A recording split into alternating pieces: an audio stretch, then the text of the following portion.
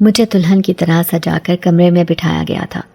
میں یہ شادی نہیں کرنا چاہتی تھی، مگر زبردستی میری شادی ایک ایسے انسان سے کروائی جا رہی تھی جو محض میرا ایک ملازم تھا۔ میں آنکھوں میں آنسو لیے اس وقت کو یاد کر کے رو رہی تھی جب میں اپنی ماما بابا کے ساتھ رہا کرتی تھی۔ وہ وقت میرے لیے بہت حسین تھا، کیونکہ میری ماما اور بابا تو مجھ سے بہت محبت کرتے تھے۔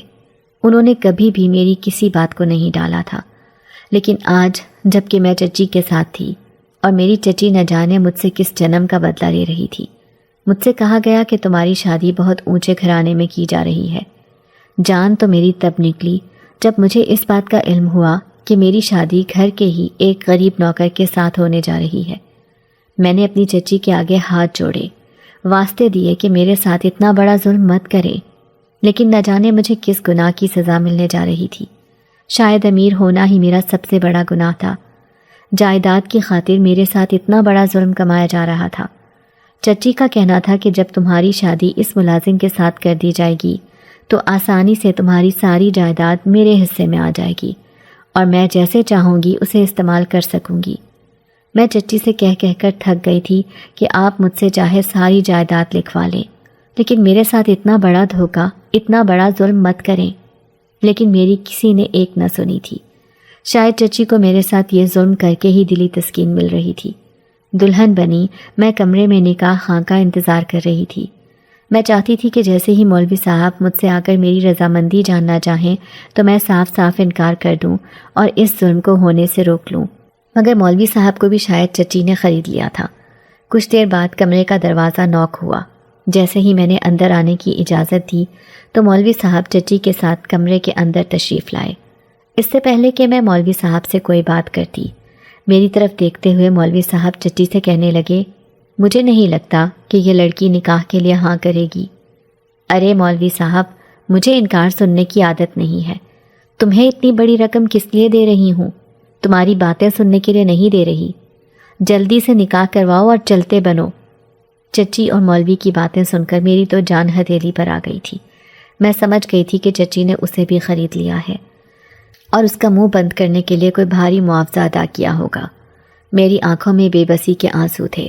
مولوی صاحب میرے قریب آ کر بیٹھے اور مجھ سے نکاح کی اجازت لینے لگے۔ میں نے فوراً سے مولوی صاحب سے کہا، تم خدا کے بھی گنہگار ہو۔ تم کیسے خدا کے نیک بندے ہو جو زبردستی میرا نکاح کسی بھی ایرے غیرے کے ساتھ کروانے پر رضامند ہو گئے ہو؟ خدا کے لیے ایسا ظلم مت کرو۔ تمہیں تو اس ظلم کو ہونے سے روکنا چاہیے اور تم ہو کہ اس ظالم صفت خاتون کا ساتھ دے رہے ہو۔ میری بات سنتے ہوئے مولوی صاحب کچھ پل کے لیے تو خاموش ہو گئے، پھر شاید انہیں اپنی آنکھوں کے سامنے بھاری معاوضہ دکھائی دینے لگا تھا۔ فوراً سے بولے، اگر تم ہاں نہیں بھی کرو گی نکاح تو میں تب بھی تمہارا کروا ہی دوں گا، بس فرق صرف اتنا ہوگا کہ وہ ہمارے نزدیک حلال ہوگا اور تمہارے نزدیک حرام۔ اگر تم حرام رشتہ قائم کرنا چاہتی ہو تو کوئی مسئلے والی بات نہیں، میں اپنے طور پر نکاح کے پیپرز تیار کر لیتا ہوں، پھر جو ہوگا دیکھا جائے گا۔ مولوی صاحب کی بات سن کر میری تو روح ہی کانپ گئی تھی۔ حرام رشتہ تو میں نے کبھی زندگی میں سوچا ہی نہیں تھا۔ اب میں پوری طرح سے مجبور ہو چکی تھی۔ میں نہ چاہتے ہوئے بھی اس نکاح کے لیے رضامندی ظاہر کرنے پر مجبور تھی۔ کچھ ہی دیر میں میرا نکاح گھر کے غریب ترین ملازم خدا بخش سے کر دیا گیا۔ خدا بخش بہت نیک انسان تھا۔ یہ ہمارے ہی گھر کا ملازم تھا اور ابا کا خاص آدمی بھی تھا۔ خدا بخش کو بھی شاید میری ہی طرح مجبور کیا گیا ہوگا۔ گھر میں بنے کوارٹر، جس میں ایک کوارٹر خدا بخش کو ابا نے دے رکھا تھا، مجھے اس میں بناؤ سے گھار کر کے بٹھا دیا گیا۔ اب میں اپنی زندگی برباد ہوتے اپنی آنکھوں سے دیکھنے والی تھی۔ کافی دیر انتظار کرنے کے بعد میں نے دلہے کے لباس میں سجے ہوئے خدا بخش کو کمرے کی طرف آتے دیکھا۔ جیسے جیسے وہ کمرے کی طرف اپنے قدم بڑھا رہا تھا، ویسے ویسے ایک انجانا سا خوف مجھے اپنے گھیرے میں لیے جا رہا تھا۔ میں تو یہ سوچ کر بھی گھبرا جاتی تھی کہ میرا نکاح ایک ایسے بندے سے کر دیا گیا تھا جسے میں کبھی پسند ہی نہیں کرتی تھی۔ خدا بخش مجھے کبھی بھی اچھا نہیں لگا تھا۔ وہ ہمیشہ ابا کے ارد گرد منڈلاتا رہتا اور ابا اکثر اس کی وجہ سے مجھے ڈانٹ دیا کرتے تھے، اور مجھے خدا بخش ایک آنکھ نہیں بھاتا تھا۔ چچی نے مجھے اسی کے سپورٹ کر دیا تھا۔ مجھے اس کی شریک حیات بنا کر اسی کے پاس بھیج دیا گیا تھا۔ میرے محل جیسے گھر میں میرے لیے کوئی جگہ نہ تھی۔ اب مجھے ہمیشہ کے لیے ساری زندگی اسی کوارٹر میں جل سڑ کر گزارنی تھی۔ میں انہی سوچوں میں گم تھی کہ خدا بخش میرے کمرے میں داخل ہوا اور مجھ سے کہنے لگا، چھوٹی بیگم صاحبہ، میرے لیے کیا حکم ہے؟ اس کے منہ سے اپنے بارے میں چھوٹی بیگم سنتے ہوئے مجھے بہت عجیب سا لگ رہا تھا۔ اب تو میں نہ چھوٹی بیگم رہی تھی اور نہ ہی اس محل کی بیٹی کہلانے کے لائق تھی۔ یہ سوچ سوچ کر مجھے بے حد دکھ ہو رہا تھا کہ چچی نے اگر میری شادی کرنی ہی تھی تو کسی ایسے بندے سے کر دیتی جو ہمارے لیول کا ہوتا۔ ایک نوکر کے ساتھ، گھر کے ملازم کے ساتھ میری شادی کر کے چچی نے میرا غرور تک توڑ دیا تھا۔ میرا جی چاہتا تھا کہ زمین پھٹے اور میں اس میں سما جاؤں۔ تکلیف کا احساس کیا ہوتا ہے آج مجھے بہت اچھے سے محسوس ہو رہا تھا۔ میں بہت زیادہ تکلیف میں تھی، پھوٹ پھوٹ کر رونے لگی اور اپنے ابا کو یاد کرنے لگی۔ میں نے خدا بخش سے صاف کہہ دیا کہ وہ باہر جا کر سو جائے اور مجھے اس وقت بالکل اکیلا چھوڑ دے۔ وہ ہمیشہ سے میرے حکم کی تعمیل کرتا تھا، اسی لیے آج بھی مجھے چھوٹی بیگم ہی مانتے ہوئے وہ میرے ایک اشارے پر کمرے سے باہر چلا گیا تھا۔ خدا بخش جیسے ہی کمرے سے باہر گیا تو مجھے بہت خوف آنے لگا۔ کوئی اندیکھا انجانا وجود مجھے محسوس ہو رہا تھا۔ میں بہت ڈر گئی تھی، پتہ نہیں میرے ساتھ ایسا کیوں ہوتا تھا۔ میں نے خدا بخش کو کمرے سے باہر جاتے دیکھا تو زاروں قطار رونے لگی۔ میں نے کبھی نہیں سوچا تھا کہ میری زندگی میں ایسا موڑ بھی آئے گا۔ میں یہ سوچ کر رونے لگی کہ ہر لڑکی کے شادی کو لے کر کچھ خواب ہوتے ہیں، چاہتیں ہوتی ہیں، امیدیں ہوتی ہیں۔ میرا تو سب کچھ چچی نے پلک جھپکنے میں ختم کر دیا تھا۔ میری تو نہ اب کوئی چاہت رہی تھی اور نہ ہی کسی قسم کی کسی سے کوئی امید رہی تھی۔ لڑکیاں اس رات کا بے صبری سے انتظار کرتی ہیں کہ ان کی شادی ہو اور وہ اپنی زندگی اپنے لائف پارٹنر کے ساتھ نئے سرے سے شروع کریں اور انجوائے کریں۔ میں کس بات پر غرور کرتی اور کس بات کو لے کر اپنی اس زندگی کو انجوائے کرتی، جو زندگی مجھے صرف بوجھ کے علاوہ اور کچھ نہیں لگ رہی تھی۔ ایسا لگتا تھا کہ میری زندگی میرے لیے سزا بنا کر پیش کر دی گئی ہے، نہ چاہتے ہوئے بھی مجھے خدا بخش کے ساتھ رہنا پڑے گا۔ یہ سوچ سوچ کر میری تو جان ہتھیلی پر آ جاتی تھی۔ میں چچی کے بچھائے ہوئے جال میں بری طرح سے پھنس چکی تھی۔ ظالم چچی نے میرا جینا حرام کر دیا تھا۔ یہاں مجھے سزا کے طور پر خدا بخش کی بیوی بنا کر بٹھا دیا گیا تھا، اور دوسری طرف مجھ پر ظلم ڈھا کر ساری جائیداد آہستہ آہستہ اپنے نام لکھواتی جا رہی تھی، اور اس کام کے لیے چچی خدا بخش کا استعمال کر رہی تھی۔ خدا بخش بہت نیک دل انسان تھا۔ میں نے ہمیشہ اس کے ساتھ زیادتی ہی کی تھی۔ بابا کے ہوتے ہوئے میں ہمیشہ اسے ڈانٹ ڈپٹ دیا کرتی تھی اور اسے ہمیشہ کہا کرتی تھی کہ میرے بابا کی حدود سے دور رہا کرو۔ جب جب تم میرے بابا کے قریب آتے ہو تب تب بابا مجھے خود سے دور کرنے لگتے ہیں۔ نہ جانے تم میں ایسی کیا بات ہے کہ بابا تمہارے دیوانے ہو جاتے ہیں۔ میں اکثر ہی اسے ڈانٹ دیتی تھی اور کئی دفعہ تو میں اسے دھکے دے کر گھر سے بھی نکال دیا کرتی تھی۔ میرے اس قدر غلط رویے کے باوجود بھی خدا بخش نے کبھی مجھ سے اس بات کا بدلہ نہیں لیا تھا۔ وہ آج بھی میری اتنی ہی عزت کرتا تھا اور میری اتنی ہی بات مانتا تھا جتنی بابا کے ہوتے ہوئے مانا کرتا تھا۔ میں نے اپنی زندگی کا بہت زیادہ کٹھن سفر شروع کر دیا تھا۔ اب میں سارا دن خدا بخش کے کوارٹر کو سجانے میں مصروف رہتی۔ میں نے اسی کو اپنی زندگی مان لیا تھا۔ گھر کی باغ ڈور اور کاروبار سب کچھ چچی نے اپنے قبضے میں کر رکھا تھا۔ مجھے صرف مہینے میں ایک دفعہ محل میں جانے کی اجازت ہوتی تھی، جب میرا وکیل محل میں مجھ سے کچھ پیپر سائن کروانے کے لیے آتا تھا۔ وکیل کے سامنے بھی مجھے کہا جاتا کہ اگر میں نے کسی قسم کی کوئی بات وکیل کے سامنے ظاہر کی تو چچی میرا وہ حشر کرے گی جس کے بارے میں نے کبھی سوچا بھی نہیں ہوگا۔ جو چچی میرے ساتھ کر چکی تھی، اس سے زیادہ وہ میرا اور برا کر بھی کیا سکتی تھی۔ ایک بات سوچ کر میں بہت پریشان رہتی تھی کہ خدا بخش مجھے کچھ بھی نہیں کہتا تھا۔ وہ مجھ سے نہ کوئی ڈیمانڈ کرتا تھا، نہ کوئی حق جتاتا تھا، اور نہ ہی میرے کسی معاملے میں دخل دیتا تھا۔ یہ بات مجھے اندر ہی اندر کھائے جاتی تھی کہ آخر کار پھر اس نے میرے ساتھ شادی ہی کیوں کی، کیوں اس نے میری زندگی برباد کی۔ اس قدر سر پھینک کر رہتا تھا کہ مجھے اب اس پر غصہ آنے لگا تھا۔ رات بہت گہری تھی، مجھے پیاس کا احساس ہوا اور پیاس کی شدت کی وجہ سے میری آنکھ کھل گئی تھی۔ کمرے کا ماحول بہت ڈراؤنا تھا۔ میں جیسے ہی پانی لینے کے لیے اٹھی تو کمرے میں چھوٹے چھوٹے قد کے کچھ لوگ میرے بیڈ کے ارد گرد چکر کاٹ رہے تھے۔ ایسا لگتا تھا جیسے انہیں میری رکھوالی کے لیے کھڑا کیا گیا ہو۔ میں اپنے کمرے میں ایسے عجیب و غریب پہرے دار دیکھ کر بہت خوف زدہ ہو گئی تھی۔ تبھی میں چیخنے لگی۔ میری آواز سن کر خدا بخش دوڑتے ہوئے کمرے میں آیا اور مجھے خوفزدہ دیکھتے ہوئے میرے قریب آ گیا۔ میں اس قدر ڈر گئی تھی کہ بنا کچھ سوچے سمجھے میں خدا بخش کے سینے سے لگ گئی۔ نہیں معلوم تھا کہ خدا بخش کیسی شخصیت کا مالک ہے۔ جان تو تب نکلی جب مجھ پر خدا بخش کی حقیقت ظاہر ہوئی۔ میرا نام لاریب ہے اور میں ایک کھاتے پیتے گھرانے سے تعلق رکھتی ہوں۔ میرے بابا ایک بزنس مین تھے اور ماما گھریلو خاتون تھی۔ گھر میں رزق اور روپے پیسے کی ریل پیل تھی۔ کبھی کسی مشکل کا سامنا نہیں کرنا پڑا تھا۔ ماما اور بابا کی شادی کے فوراً بعد ہی اللہ نے ماما کو اولاد کی خوشی سے نواز دیا تھا۔ شادی کے 1 سال بعد ہی میں ماما اور بابا کے گھر پیدا ہوئی تھی۔ یہی وجہ تھی کہ میں ان کی بے حد لاڈلی بیٹی تھی۔ ماما بابا میرے سب نخرے اٹھاتے، میری ہر خواہش کو پورا کرتے تھے۔ میرے منہ سے نکلی ہر بات ایسے پوری کی جاتی جیسے کہ ماما اور بابا کے نزدیک میری بات سے بڑھ کر اور کچھ نہ ہوتا۔ میں اپنے ماں باپ کے پیار اور محبت سے پروان چڑھنے لگی۔ جیسے جیسے میں بڑی ہوتی گئی ویسے ویسے میرے ساتھ ماما اور بابا کا تعلق اور زیادہ محبت والا اور مضبوط ہوتا چلا گیا۔ ماما اور بابا اتنی مصروفیت کے باوجود بھی میرے ساتھ اپنا وقت گزارنا نہیں بھولتے تھے۔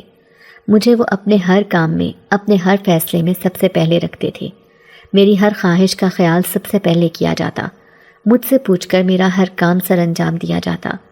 پڑھنے لکھنے کا مجھے بہت شوق تھا، اس لیے بابا نے سوسائٹی کے بہت اچھے اسکول میں میرا ایڈمیشن کروا دیا تھا۔ میں اپنی کلاس میں ہمیشہ اول نمبر پر آتی تھی۔ اپنی ذہانت کی وجہ سے میں اپنے اساتذہ کی بھی بہت لاڈلی اسٹوڈنٹ تھی۔ سب لوگ مجھ سے بہت محبت کرتے تھے۔ اخلاق کی بھی میں بہت اچھی تھی، جس کی وجہ سے بہت جلدی سب کے دل میں گھر کر جاتی تھی۔ خوبصورتی میں بھی میں کسی سے کم نہیں تھی۔ گھر کے نوکر چاکر سب میری بہت عزت کرتے تھے۔ بابا کا بزنس کافی پھیلا ہوا تھا۔ میں اپنے ماما بابا کے ساتھ بہت خوشگوار زندگی گزار رہی تھی۔ کون جانتا تھا کہ قسمت میں کتنے دھکے لکھے ہیں۔ دنیا جہان کی ہر چیز ہونے کے باوجود بھی قسمت میرے لیے بہت سی آزمائشیں لیے کھڑی میرا انتظار کر رہی تھی۔ میں گہری نیند سوئی ہوئی تھی جب ماما نے مجھے اٹھاتے ہوئے کہا کہ نیچے آؤ، تمہارے چچا اور چچی تم سے ملنا چاہتے ہیں۔ آج سے پہلے میں نے اپنے چچا اور چچی کا ذکر کبھی نہیں سنا تھا۔ نہ جانے یہ اچانک سے میرے چچا اور چچی کہاں سے پیدا ہو گئے تھے۔ میں بیدار ہوتے ہوئے ماما سے کہنے لگی، کیا بات ہے ماما؟ پہلے تو کبھی کسی چچا یا چچی کا ذکر نہیں ہوا، آج کہاں سے یہ چچا اور چچی آسمان سے ٹپک پڑے؟ میری بات سنتے ہوئے ماما نے مجھ پر بہت غصہ کیا اور مجھے سمجھانے لگی کہ بہت بری بات ہے، وہ تمہارے بڑے ہیں اور ان کی عزت کرنا تمہارا پہلا فرض ہے۔ ماما کی بات سن کر میں نے جلدی سے فریش ہونے کے لیے واش روم کا رخ کیا۔ مجھے اپنی خوبصورتی پر بہت ناز تھا اور میں اپنا بہت دھیان رکھتی تھی۔ میں چاہتی تھی کہ جو کوئی ایک نظر مجھے دیکھے تو بس دیکھتا ہی رہ جائے۔ جو مجھے دیکھتا تو خوشی سے پھولے نہ سماتا تھا۔ میں سب سے اچھا دکھنا چاہتی تھی، اسی لیے میں ہمیشہ اپنی بیوٹی کا بہت خیال رکھتی۔ تیار ہو کر جیسے ہی میں ڈرائنگ روم میں مہمانوں سے ملنے کے لیے گئی تو سب مجھے دیکھ کر دیکھتے ہی رہ گئے۔ میں اس قدر خوبصورت لگ رہی تھی۔ مہمانوں میں آئی ہوئی خاتون جو کہ خود کو میری چچی بتا رہی تھی، محبت سے مجھے اپنے پاس بلانے لگی۔ پیار سے بٹھاتے ہوئے کہنے لگی، بھائی صاحب، آپ کی تو بیٹی واقعی ہی کسی شہزادی کی طرح ہے۔ اگر میرا کوئی بیٹا ہوتا تو میں لاریب کا ہاتھ مانگ لیتی۔ مجھے یہ بات بہت عجیب سی لگی تھی۔ میرے گھر میں کبھی بھی ماما اور بابا نے میرے سامنے اس طرح کی بات نہیں کی تھی، اسی لیے مجھے چچی کی بات بہت ہی عجیب لگی۔ میں حیران ہوئی نظروں سے ماما کی طرف دیکھنے لگی۔ ماما نے اپنی پلکوں سے اشارہ کرتے ہوئے مجھے خاموش رہنے کے لیے کہا۔ میں بہت ہی مشکل سے چچی کے پاس بیٹھی ان کی عجیب و غریب باتیں سن رہی تھی۔ تبھی ٹاپک کو چینج کرنے کے لیے میں نے بابا سے کہا، بابا جان، آپ نے کبھی ذکر نہیں کیا کہ میرے کوئی چچا بھی ہیں اور چچی بھی ہیں۔ اس فیملی سے تو آپ نے مجھے ایسے پہلے کبھی نہیں ملوایا تھا۔ میری بات سنتے ہوئے بابا جان ہنسنے لگے اور مجھ سے کہنے لگے، میری لاڈلی بیٹی، میں تمہیں سمجھاتا ہوں، یہ فضل دین جو ہے یہ میرے سب سے قریبی اور بچپن کے دوست ہیں۔ کسی زمانے میں آپ کے بابا جان کا اور میرا کاروبار ایک ساتھ ہی ہوتا تھا۔ بابا کی بات کاٹتے ہوئے فضل دین چاچا نے مجھے بتایا۔ چچا کی بات ابھی مکمل ہی نہیں ہوئی تھی کہ درمیان میں ہی چچی کہنے لگی، ہاں، کسی زمانے میں کاروبار تو اکٹھا ہوتا تھا، پھر ایک غلط فہمی کی وجہ سے الگ الگ ہو گیا اور لڑائی کی جڑ بن گیا۔ اسی لڑائی کی وجہ سے آج تک ہم آپس میں نہیں ملے تھے۔ چچی نے کوئی ایسی بات کر دی تھی جسے سن کر ماما، بابا اور چچا سب سیریس ہو گئے۔ میرے لیے یہ ایک شاکنگ نیوز تھی۔ کاروبار کا اکٹھا ہونا، پھر اچانک سے الگ ہو جانا مجھے بہت بڑی بات لگ رہی تھی۔ ایسا لگتا تھا جیسے اس کے پیچھے نہ جانے کتنا بڑا راز چھپا ہوا ہو۔ تبھی چچا چچی کی بات کاٹتے ہوئے کہنے لگے، غلطی میری ہی تھی، میں نے غلط کیا تھا۔ نہ میں اس وقت اپنے قریبی دوست کے ساتھ دغا کرتا اور نہ میرے حالات آج ایسے ہوتے۔ ماحول ایک دم سے سیریس ہو گیا تھا۔ ماما اور بابا بھی خاموش کھڑے تھے۔ تبھی میں نے ماحول کو چینج کرنے کے لیے کہا، ماما آپ نے کھانے کا کوئی انتظام نہیں کیا؟ ہمارے گھر کے سب سے قریبی ملازم خدا بخش کو آواز دی گئی۔ ویسے تو خدا بخش بہت ہی نیک دل انسان تھا، بہت اچھے اخلاق کا مالک تھا، لیکن نہ جانے کیوں مجھے خدا بخش کبھی بھی ایک آنکھ نہیں بھاتا تھا۔ حالانکہ وہ میری بہت عزت کرتا اور میرے آگے پیچھے چھوٹی بیگم صاحبہ کرتے ہمیشہ ہاتھ باندھے کھڑا رہتا، لیکن مجھے اس سے عجیب سی چڑ ہونے لگی تھی، کیونکہ جب بھی میں اپنے بابا جان کے ساتھ کچھ وقت گزارنا چاہتی تو خدا بخش کو ہمیشہ میں انہی کے ساتھ دیکھتی، اور اس کی وجہ سے کئی دفعہ بابا جان مجھے ڈانٹ بھی دیا کرتے تھے، یہ کہتے ہوئے کہ میں اس سے کوئی ضروری بات کر رہا ہوں۔ ارے سمجھ سے باہر تھا کہ بابا جان کی ضروری باتیں نوکروں کے ساتھ بھی ہوتی تھیں کیا؟ بس اسی وجہ سے مجھے خدا بخش سے عجیب سی چڑ ہونے لگی تھی۔ وہ نہ جانے خود کو کیا سمجھتا تھا، جب بھی کوئی بات کہتی تو نظر جھکائے رکھتا، کبھی نظریں اٹھا کر جواب نہیں دیتا تھا۔ اس بات سے بھی مجھے اس پر بہت غصہ آتا تھا۔ آج بھی جب کچھ کھانے کے لیے ماما نے اسے آواز دی تو وہ نظریں جھکائے ہاتھ باندھے میرے سامنے کھڑا تھا۔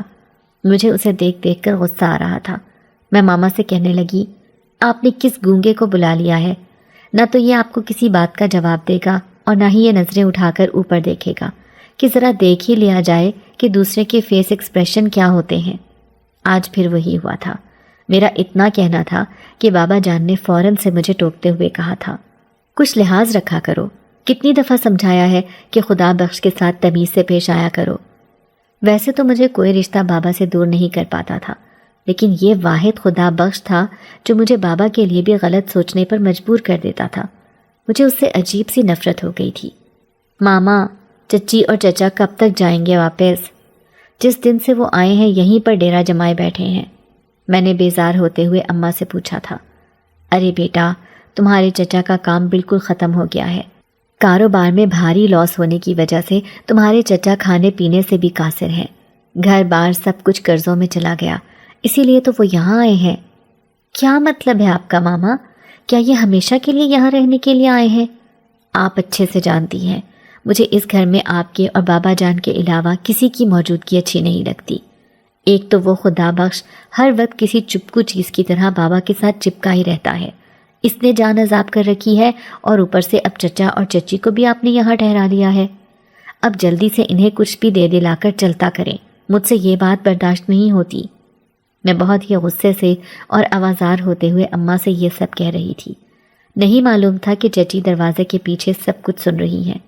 تبھی چچی نے دروازہ کھولتے ہوئے کہا، نہیں پریشان مت ہو لاریب، ہم جلد ہی واپس چلے جائیں گے۔ آج تمہارے چچا تمہارے بابا کے ساتھ آفس چلے گئے ہیں، جیسے ہی وہ واپس آئیں گے تو میں انہیں تمہارا پیغام دے دوں گی۔ اف میرے خدا، یہ مجھ سے کیا ہو گیا؟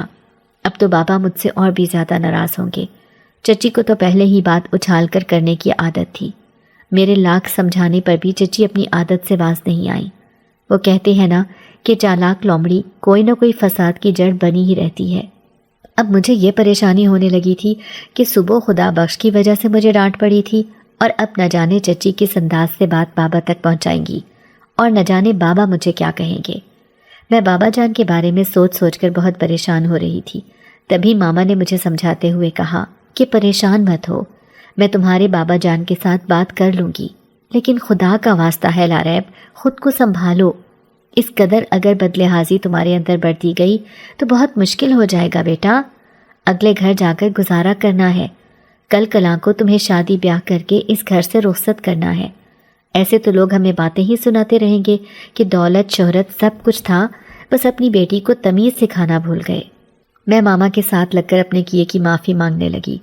میں جانتی تھی کہ مجھ سے غلطی ہوئی ہے، لیکن میں نے شروع سے ہی اپنے گھر میں صرف خود کی حکمرانی دیکھی تھی، اپنے ماما اور بابا کے ساتھ صرف اپنا ہی اٹھنا بیٹھنا دیکھا تھا۔ اسی لیے شاید میرے اندر کوئی جیلسی کا جنگ چلا گیا تھا جو مجھے کسی اور کو بابا کے نزدیک ہوتے دیکھ کر برداشت نہیں ہوتا تھا۔ بظاہر تو مجھے خدا بخش کے ساتھ بھی کوئی دشمنی نہیں تھی، لیکن مجھے خدا بخش بھی اسی لیے اچھا نہیں لگتا تھا کیونکہ وہ ہر وقت بابا کے ساتھ ایک گلو کی طرح چپکا رہتا تھا، اور جب وہ بابا کے پاس ہوتا بابا مجھے اپنے قریب آنے نہیں دیتے تھے۔ نہ جانے اس میں کیا راز تھا۔ بابا ہمیشہ خدا بخش سے مجھے دور دور ہی ہٹا کر رکھتے تھے۔ کئی دفعہ تو مجھے ایسا لگتا جیسے خدا بخش کوئی انسان نہیں، بھوت ہو جس سے بابا مجھے بچانے کی کوشش کر رہے تھے۔ لیکن پھر اگر کوئی ایسا معاملہ تھا تو بابا نے اسے گھر پر رکھا ہی کیوں ہوا تھا؟ یہ سوچ بھی میرے دماغ میں آ جاتی۔ خیر جیسے تیسے کر کے یہ وقت گزارنا میرے لیے بہت مشکل ہو گیا تھا۔ جب تک بابا گھر نہ آ جاتے اور ان کا میرے ساتھ آمنا سامنا نہ ہو جاتا، میری جان سولی پر ہی لٹکی رہی کہ نہ جانے اب چچی نے بابا سے کیسے بات کی ہوگی۔ میں بابا جان کے غصے سے بہت اچھی طرح سے واقف تھی۔ ویسے تو وہ مجھے کبھی ڈانٹتے نہیں تھے، لیکن جب کبھی میری کوئی غلطی ہوتی تو بہت ہی برے انداز سے مجھے ڈانٹ بھی دیا کرتے تھے۔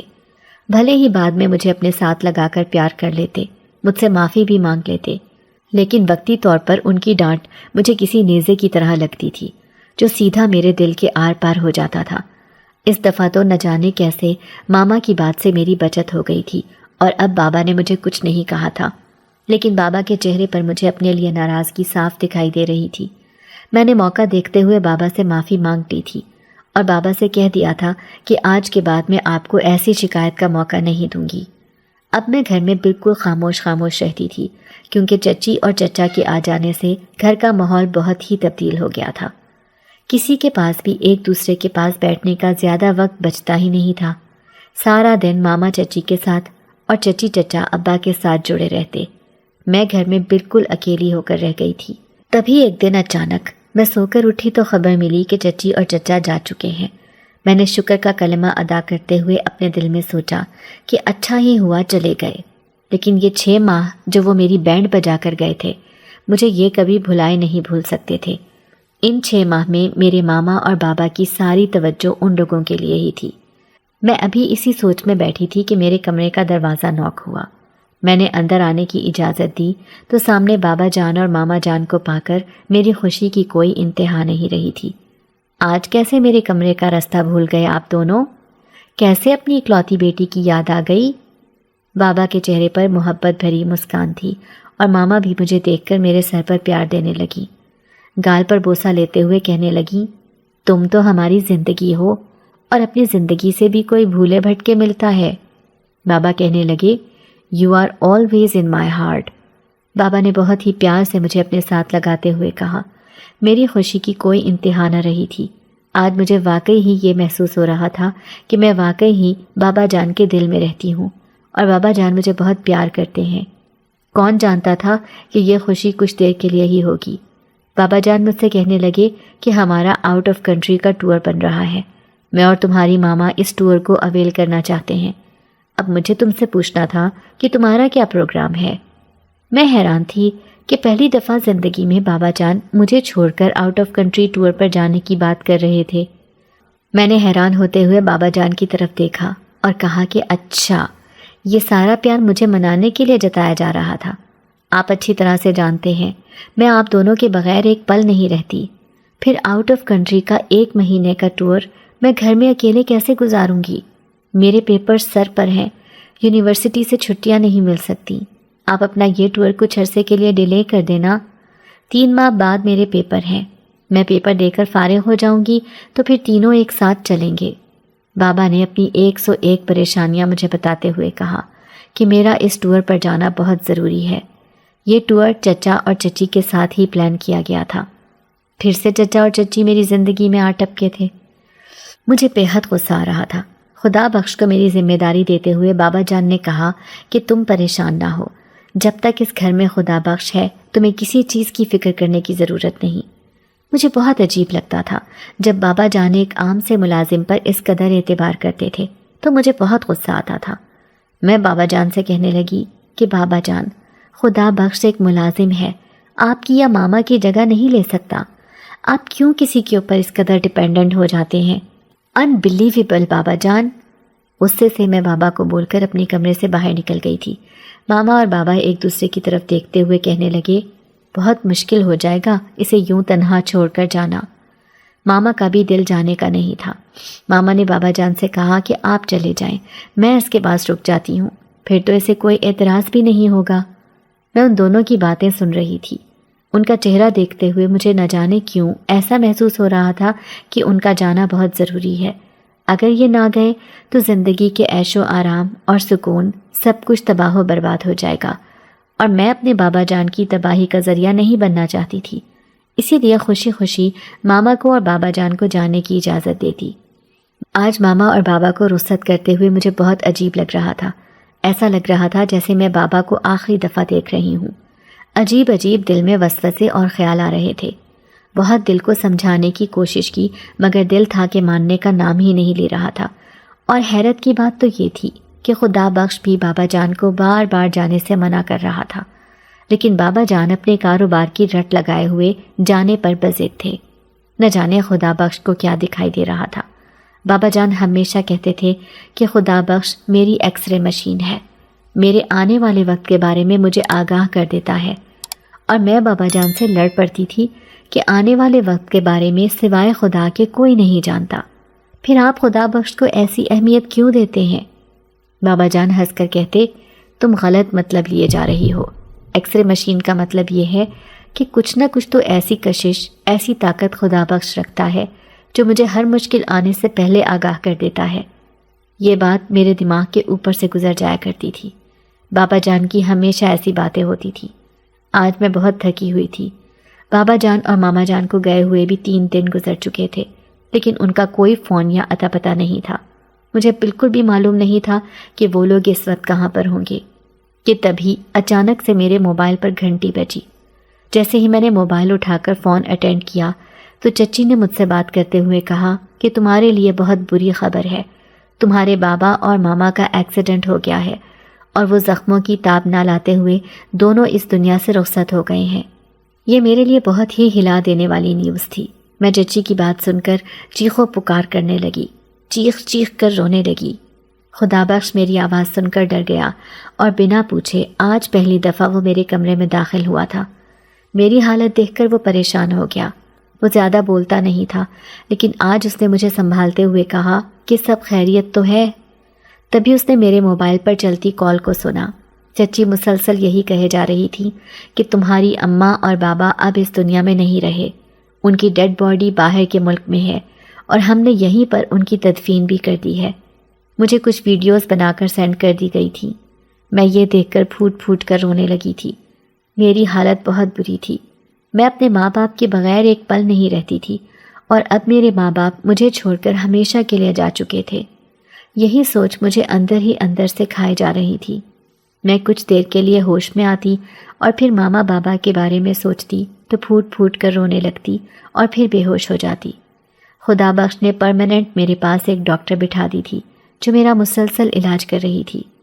مجھے بابا جان سے بچھڑے 6 ماہ کا عرصہ ہونے کو تھا۔ آج جب میری آنکھ کھلی تو میں نے اپنے قریب چچا اور چچی کو پایا تھا۔ انہیں دیکھتے ہوئے میں پھوٹ پھوٹ کر رونے لگی۔ چچا کا گریبان پکڑتے ہوئے میں کہنے لگی، بابا جان کو کہاں چھوڑ آئے ہیں آپ؟ میرے بابا جان کو مجھ سے لے کر گئے تھے، مجھے میرے بابا جان واپس لا کے دیں۔ میری ماما اور بابا کہاں چھوڑ آئے ہیں آپ لوگ؟ انہیں پاکستان کیوں نہیں لے کر آئے؟ مسلسل میرے کیے گئے سوالوں پر خاموشی تھی۔ مجھے کوئی جواب نہیں مل رہا تھا کہ تبھی اچانک سے میرے منہ پر ایک زوردار تھپڑ رسید ہوا۔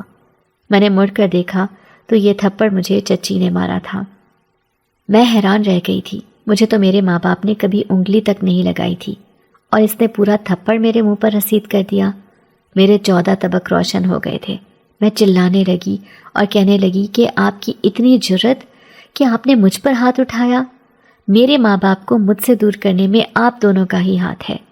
تو وہ اچانک سے چلاتے ہوئے بولی، خاموش، تمہاری زبان کھینچ لوں گی اگر تم نے ایک لفظ بھی اپنی زبان سے نکالا تو۔ اتنا کہتے ہوئے وہ جلالی عورت چچا سے کہنے لگی، میں تم سے کہتی تھی اس کے ماں باپ کے ساتھ اسے بھی ختم کر دو، لیکن تم نے میری ایک نہ سنی، فساد کی اس جڑ کو بچا کر رکھا۔ تبھی چچا اس سے کہنے لگے، اگر اس کو ختم کر دیا ہوتا نا تو آج یہ جو ساری جائیداد کی تم مالکن بننے کے خواب دیکھ رہی ہو، یہ محض خواب ہی بن کر رہ جاتا، کیونکہ اس کے باپ کی وصیت کے مطابق ساری جائیداد اس لڑکی کے نام ہے، اور جب تک یہ لڑکی زندہ ہے تب تک تمہارے پاس عیش و عشرت ہے۔ جب سونے کا انڈا دینے والی یہ مرغی تم سے جدا ہو گئی تو سمجھ جانا کہ تمہارے برے دن آ گئے۔ یہ دونوں اپنی لڑائی میں وہ سب حقیقت بیان کر رہے تھے جس سے میں پچھلے 6 ماہ سے بے خبر تھی۔ ان کی بات سنتے ہوئے میری جان ہتھیلی پر آ گئی۔ میں چیخ کر رونے لگی کہ تم لوگوں نے دولت کی خاطر میرے ماں باپ کی جان ہی لے لی ہے، کتنی بے دردی سے میرے ماں باپ کو مارا ہوگا۔ دونوں کے چہرے پر ہنسی اور مسکراہٹ تھی۔ میں اس وقت کو یاد کر کے رونے لگی جب بابا نے ان دونوں پر شفقت بھرا ہاتھ رکھا تھا۔ کاش کہ بابا اس وقت میری بات مان لیتے اور انہیں اپنے گھر میں جگہ نہ دیتے، تو آج وہ دونوں میرے ساتھ ہوتے۔ اب مجھے اپنی زندگی تنگ ہوتی ہوئی محسوس ہو رہی تھی۔ اتنا تو میں جانتی تھی کہ یہ دونوں میری جان نہیں لے سکتے، کیونکہ ان دونوں کو دولت کی لالچ تھی اور دولت میرے سائن کے بغیر انہیں کبھی بھی نہیں مل سکتی تھی۔ لیکن یہ میرے ساتھ اور کس طرح سے ظلم کریں گے، اس بات کا مجھے بھی اندازہ نہیں تھا۔ چچی نے میرے ساتھ ظلم کرنے کی انتہا کر دی۔ مجھے ہر وقت مارا پیٹا جاتا اور زیادتی کرتی رہتی۔ وہ مجھے گھر میں قید کر کے رکھتی تھی۔ نہ مجھے یونیورسٹی جانے کی اجازت تھی اور نہ ہی کسی سے ملنے کی۔ میں اپنے ہی گھر میں قید ہو کر رہ گئی تھی۔ ان دنوں مجھے خدا بخش بھی کہیں پر دکھائی نہیں دیتا تھا، وہ بھی اچانک سے نہ جانے کہاں غائب ہو گیا تھا۔ ابا نے جسے میرا محافظ بنا کر چھوڑ کر گئے تھے وہ بھی دم دبا کر بھاگ چکا تھا۔ میں بہت پریشان رہنے لگی تھی۔ اچانک سے اپنے ظلموں کی انتہا کرتے ہوئے چچی نے کہا کہ یہ دلہن کا جوڑا پہن لو اور جلدی سے تیار ہو جاؤ، ابھی کچھ ہی دیر میں مولوی صاحب آتے ہی ہوں گے تمہارا نکاح کروانے کے لیے۔ آج چچی کے منہ سے یہ ساری باتیں سن کر میں تو حیران ہی رہ گئی تھی۔ آنکھیں پھٹی کی پھٹی رہ گئیں اور میں پریشان ہو کر چچی کا چہرہ دیکھنے لگی۔ تبھی چچی نے چیختے ہوئے کہا، ایسے کیا گھور کر دیکھ رہی ہو؟ جو کہا ہے اتنا کرو، ورنہ تم بہت اچھے سے جانتی ہو کہ میں تمہارا حشر کیا کروں گی۔ مجھے اب کسی کا ڈر نہیں تھا، میں جینا ہی نہیں چاہتی تھی۔ مارنا ہوتا تو مجھے جان سے مار دیتی، مگر مسئلہ تو یہی تھا کہ وہ مجھے مار نہیں سکتی تھی، وہ صرف مجھے ٹارچر کر سکتی تھی۔ ساتھ ہی ساتھ چچی نے مجھے یہ بھی پیغام دیا کہ آج وکیل صاحب تمہارے سگنیچر کروانے کے لیے آئیں گے۔ ان کے اوپر کسی بھی قسم کی کوئی بات ظاہر کی تو مجھ سے برا کوئی نہیں ہوگا۔ تم بہت اچھے سے جانتی ہو کہ میں تمہارا حشر کیا کروں گی۔ دھمکی لگاتے ہوئے چچی کمرے سے چلی گئی تھی۔ میں تکیے پر منہ رکھ کر پھوٹ پھوٹ کر رونے لگی۔ میں اپنے ماں باپ کو یاد کر کے زاروں قطار رو رہی تھی اور اپنی قسمت کو کوس رہی تھی۔ سب کچھ ہونے کے باوجود بھی میرے پاس کچھ نہیں تھا۔ میں سکون سے سانس نہیں لے سکتی تھی۔ میری زندگی میں بے چینی ہی بے چینی تھی۔ تبھی میرے کمرے کا دروازہ نوک ہوا اور مجھے آ کر بتایا گیا کہ میرا نکاح کس سے کروایا جا رہا ہے۔ میں یہ سن کر دل برداشتہ ہو گئی تھی اور نکاح کرنے سے صاف انکار کر دیا۔ تبھی چچی نے گھر سے باقی نوکروں کو حکم دیا کہ گھر میں ایک پورا برتن کوئلوں کا بھر کر لایا جائے۔ نہ جانے ان کوئلوں سے چچی اب کیا کرنے والی تھی۔ اتنا تو میں جانتی تھی کہ ان کوئلوں سے مجھے ہی اذیت ملنے والی تھی۔ جلتے کوئلے میرے کمرے میں لا کر رکھ دیے گئے۔ اب چچی نے نوکروں کو حکم دیا کہ اس کو اٹھا کر ان جلتے کوئلوں کے اوپر کھڑا کر دو۔ ہائے میرے ربا!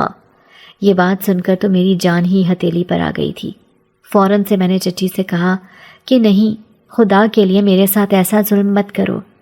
تم جو چاہو گی میں وہ کرنے کے لیے تیار ہوں، لیکن مجھے یہ جلنے والی سزا مت دو۔ وہ بہت اچھے سے جانتی تھی کہ مجھے آگ سے بہت ڈر لگتا تھا۔ مجھے آگ کا فوبیا تھا، اسی لیے ہی شاید اس نے میرے لیے سزا بھی یہی چنی تھی۔ میرے لاکھ منع کرنے کے باوجود بھی میری شادی کے سب انتظامات ہو گئے تھے۔ مجھے دلہن بنا کر کمرے میں بٹھا دیا گیا اور مولوی صاحب کو لے کر چچی میرے کمرے میں آ گئی۔ میں نے سوچ رکھا تھا کہ مولوی صاحب کو میں صاف صاف انکار کر دوں گی، لیکن مولوی صاحب بھی چچی کے خریدے ہوئے تھے۔ نوٹوں کے پیچھے مولوی صاحب بھی دم ہلاتے چلے آئے تھے۔ ہر کوئی بک چکا تھا۔ مولوی صاحب نے نکاح کے وقت جب نام لیا تو میرے 14 طبق روشن ہو گئے۔ میرے رونگٹے کھڑے ہو گئے کہ میرا نکاح گھر کے ایک خاص ملازم خدا بخش کے ساتھ طے پایا تھا۔ میں چلا اٹھی تھی کہ آپ مجھے اچھی طرح جانتی ہیں کہ خدا بخش مجھے ایک آنکھ نہیں بھاتا، اور آپ میرا نکاح اس سے کرنا چاہ رہی ہیں۔ آپ کو میری شادی کرنی ہی ہے تو کسی سٹینڈرڈ کے بندے سے کریں۔ آپ تو مجھے خدا بخش کے گلے باندھ کر اپنی جان چھڑوانے والے کام کر رہی ہیں۔ مگر میری کسی نے نہیں سنی تھی اور مجھے ایسے ہی بنا سوچے سمجھے خدا بخش کے ساتھ نکاح کے رشتے میں باندھ دیا گیا اور گھر میں بنے ایک کوارٹر میں مجھے اور خدا بخش کو جگہ دے دی گئی تھی۔ میں مہینے میں ایک دفعہ ہی اپنے گھر کے اندر جایا کرتی تھی، وہ بھی صرف وکیل صاحب کے سامنے خوش رہنے کا ناٹک کرنے کے لیے، تاکہ چچی اور چچا کے دیے گئے کاغذات پر وہ بنا کسی سوال کے میرے سگنیچر لے کر خوشی خوشی رقم چچی اور چچا کے ہاتھ میں دے کر چلتے بنتے۔ میں جب بھی خدا بخش کے ساتھ کوارٹر میں ہوتی تو مجھے کسی قسم کا ڈر اور خوف نہیں رہتا تھا، لیکن جیسے ہی خدا بخش میری آنکھوں سے اوجھل ہوتا تو مجھے عجیب سی پریشانی ہونے لگتی تھی، ذہن پر دباؤ سا محسوس ہونے لگتا، دل بہت گھبراتا اور ایسا محسوس ہوتا جیسے میرے ارد گرد کوئی ہے۔ ایک رات میں گہری نیند سوئی ہوئی تھی، جب پیاس کی وجہ سے میری آنکھ کھلی تو میں نے چھوٹے چھوٹے قد والے کچھ لوگوں کو اپنے بیڈ کے ارد گرد چکر لگاتے دیکھا۔ میں انہیں دیکھ کر پریشان ہو گئی تھی، چیختی چلاتی میں باہر کی طرف دوڑی۔ ایسا لگتا تھا کسی نے انہیں میری حفاظت کے لیے پہرے دار بنا کر ٹھہرایا ہوا ہے۔ میری چیخو پکار سن کر خدا بخش بھی میرے سامنے حاضر ہو گیا۔ وہ نہ جانے کہاں سے آیا تھا، کیونکہ وہ اپنے بستر پر تو موجود نہیں تھا۔ مجھے اس پر تعجب ہونے لگا۔ اب مجھے ہر وقت خدا بخش پر شک رہنے لگا تھا، نہ جانے وہ آدھی رات کو کہاں جایا کرتا تھا۔ وقت ایسے ہی گزرتا گیا اور میں خدا بخش پر اپنی نظر جمانے لگی تھی۔ میں نے کوارٹر میں ہی اپنا دل لگا لیا تھا اور اسی کو اپنی قسمت مانتے ہوئے صبر کر لیا تھا۔ ایک رات میں سونے کا ناٹک کر رہی تھی جب خدا بخش مجھے دیکھنے کے لیے میرے کمرے میں آیا۔ اس نے مجھے جاگتے پایا اور فوراً سے واپس پلٹا۔ میں جان گئی تھی کہ یہ اب پھر غائب ہونے والا ہے۔ آج میں اس کا راز جان کر رہوں گی۔ میں نے اپنے دل میں یہ تہیہ کیا کہ میں آج اس کے چہرے پر لگا نقاب اتار لوں گی۔ تبھی میں نے دبے دبے قدموں اپنے کمرے سے نکل کر خدا بخش کے پیچھے جانے کا فیصلہ کیا۔ جیسے ہی میں اپنے کمرے سے نکل کر خدا بخش کے کمرے کے دروازے کے پاس خاموشی سے جا کر کھڑی ہوئی تو مجھے اندر سے سرگوشی کی آواز آئی۔ خدا بخش کسی کو میرے بارے میں سمجھا رہا تھا۔ میں جا رہا ہوں، امید کرتا ہوں کہ پیچھے سے چھوٹی مالکن کا تم لوگ خیال رکھو گے۔ دیکھو انہیں بھنک نہیں لگنی چاہیے کہ میری اصلیت کیا ہے، اور خاص کر بڑی مالکن جو کہ اس وقت ان کی ساری جائیداد پر قبضہ جمائے بیٹھی ہیں، ان پر کڑی نظر رکھنا۔ وہ کسی طرح بھی چھوٹی مالکن کو نقصان پہنچانے کی کوشش کریں گی۔ تم سب لوگ چھوٹی مالکن کے کمرے کے باہر اور کمرے کے اندر پہرا دینے کے لیے تیار ہو جاؤ۔ میں صبح ہونے سے پہلے واپس لوٹ آؤں گا۔ خدا بخش نہ جانے کس کو اتنی تاکید کر رہا تھا۔ جیسے ہی مجھے کسی کے قدموں کی آہٹ سنائی دی تو میں 2 قدم پیچھے ہٹی۔ دروازے کے قریب ہی پڑا ایک واز زور سے گرا اور گرتے ہی ٹوٹ گیا۔ سب لوگ جان چکے تھے کہ یہاں پر کوئی موجود ہے۔ تبھی میں نے خوف کے مارے دروازہ کھولا اور کمرے کے اندر داخل ہو گئی۔ دیکھا تو خدا بخش اکیلا اپنے بستر پر آنکھیں بند کیے سویا ہوا تھا۔ میں جانتی تو تھی کہ یہ سب ناٹک ہے اور مجھے بے وقوف بنانے کی کوشش کی جا رہی ہے۔ میں نے سوئے پڑے خدا بخش کے اوپر سے چادر کھینچتے ہوئے کہا، یہ ناٹک اب اور نہیں چلے گا۔ جلدی سے بتاؤ مجھے کہ تمہارے دماغ میں کیا چل رہا ہے؟ کیا کر رہے ہو تم سب لوگ مل کر میرے ساتھ؟ میری آواز سن کر ساتھ والے کوارٹر میں سے بھی کریم چاچا آ گئے۔ کریم چاچا نے بچپن سے لے کر جوانی تک میری بہت حفاظت کی تھی۔ میں آلموسٹ ان کے ہاتھ کی ہی پلی بڑی تھی۔ وہ ہر وقت میرا خیال رکھتے تھے، مجھ پر جان نچھاور کرتے تھے۔ میری یوں چیخ کی آواز سن کر وہ بھی کوارٹر میں چلے آئے۔ میں نے خدا بخش سے کہا، جو کچھ بھی تمہارے دماغ میں چل رہا ہے، جو گیم بھی تم میرے ساتھ کھیل رہے ہو، سب کچھ کریم چاچا کے سامنے بتانا ہوگا۔ خدا بخش نے مجھے بہت دفعہ سمجھانے کی کوشش کی کہ وہ ابھی یہ راز فاش نہیں کر سکتا، اس راز کو راز ہی رہنے دیا جائے، لیکن میں نے ایک نہ سنی، ضد کی اور کریم چاچا کے سامنے ہی اس کا بھانڈا پوڑنے کی کوشش کرنے لگی۔ تبھی خدا بخش نے کہا، چاچا آپ واپس اپنے کوارٹر میں چلے جائیں، یہ میرا آپسی معاملہ ہے۔ لاریب کیونکہ میری بیوی ہے اور میں نہیں چاہتا کہ میرے اور لاریب کے درمیان کوئی بھی جنگ یا لڑائی گھر سے باہر نکلے۔ کریم چاچا اس کی بات سنتے ہوئے گھر سے باہر چلے گئے تھے، جبکہ مجھے خدا بخش کا یہ انداز بالکل پسند نہیں آیا تھا۔ تبھی اس نے غصے سے بھرے لہجے میں مجھ سے کہا، سکون سے بیٹھ جاؤ، جو تم جاننا چاہتی ہو سب کچھ بتا دوں گا، لیکن میں اپنی مرضی کے مطابق بتاؤں گا۔ جو میں کہنا چاہتا ہوں وہ تمہیں اکیلے میں سننا پڑے گا۔ کریم چاچا ہماری بحث سنتے ہوئے اپنے کوارٹر واپس چلے گئے تھے تبھی خدا بخش نے مجھے بتایا کہ میں کوئی عام انسان نہیں ہوں، میں ایک ایسی مخلوق سے تعلق رکھتا ہوں جس کے بارے میں اگر میں نے تمہیں بتا دیا تو تمہارے رونگٹے کھڑے ہو جائیں گے۔ وہ مجھے گھمانے کی کوشش کر رہا تھا، وہ نہیں چاہتا تھا کہ میں اس کی اصلیت جان سکوں، اسی لیے شاید وہ مجھے الٹ پٹانگ باتوں میں گھما رہا تھا۔ میں اس کی ایک نہ مانتے ہوئے اس پر چلاتی رہی کہ مجھے حقیقت بتاؤ، حقیقت کیا ہے؟ تبھی اس نے مجھے بتایا کہ میں جنات کا سردار ہوں۔ یہ بات سنتے ہوئے میرے رونگٹے کھڑے ہو گئے تھے، یوں جیسے میرے پاؤں کے نیچے سے زمین ہی کھسک گئی ہو۔ کوئی نہیں جانتا تھا کہ میرا محافظ جنات کا سردار ہے، وہ میرے لیے کل کائنات سے لڑنے کے لیے تیار تھا۔ خدا بخش کی حقیقت جانتے ہوئے میرا جسم ٹھنڈا پڑ گیا۔ تبھی خدا بخش نے مجھے ایک خط نکالتے ہوئے دیا اور کہا کہ اسے پڑھ لو، تمہیں سب معلوم ہو جائے گا۔ میں نے جیسے ہی خط پکڑا تو یہ خط بابا کے ہاتھ کا لکھا ہوا تھا، جس میں بابا نے صاف صاف الفاظ میں یہ بتایا تھا کہ خدا بخش ایک جنزادہ ہے اور وہ جنات کے قبیلے کا سردار ہے۔ اگر خدا نہ خواستہ کبھی مجھے کچھ ہو جائے تو خدا بخش کو میری یہ وصیت ہے کہ خدا بخش لاریب کی حفاظت کرے۔ بابا اس کے بارے میں سب کچھ جانتے تھے، یہی وجہ تھی کہ بابا کبھی اس کے اور اپنے بیچ میں مجھے نہیں آنے دیتے تھے، ہمیشہ مجھے اس سے دور ہی رکھتے تھے تاکہ میں اس کی اصلیت نہ جان سکوں۔ میں خط پڑھ کر پھوٹ پھوٹ کر رونے لگی تھی۔ میرے باپ کا دیکھا گیا خواب اس طرح پورا ہوگا مجھے یقین نہیں تھا۔ بابا نے تو خدا بخش کو میرے لیے صرف محافظ بنا کر چنا تھا، لیکن چچی کی چالاکی نے اسے میرے سر کا تاج بنا دیا تھا۔ اب مجھے خدا بخش سے بالکل بھی ڈر نہیں لگ رہا تھا۔ تبھی خدا بخش نے بتایا کہ تمہاری چچی کا عبرت ناک انجام ہونے والا ہے، اسی سلسلے میں میں روز رات کو گھر سے باہر جاتا ہوں۔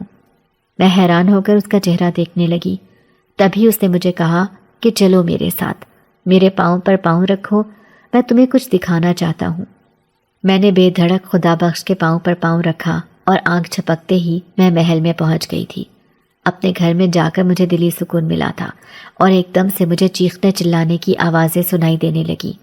چچا اور چچی پاگلوں کی طرح ایک دوسرے کے بال نوچ رہے تھے اور ایک دوسرے کو برا بھلا کہہ رہے تھے۔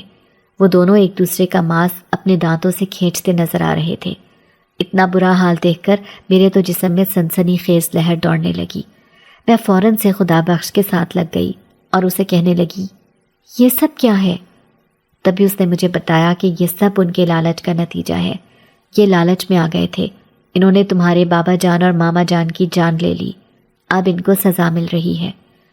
میں جانتی تھی کہ خدا تعالیٰ نے ان کو سزا دینے کے لیے خدا بخش کو ہی چنا تھا۔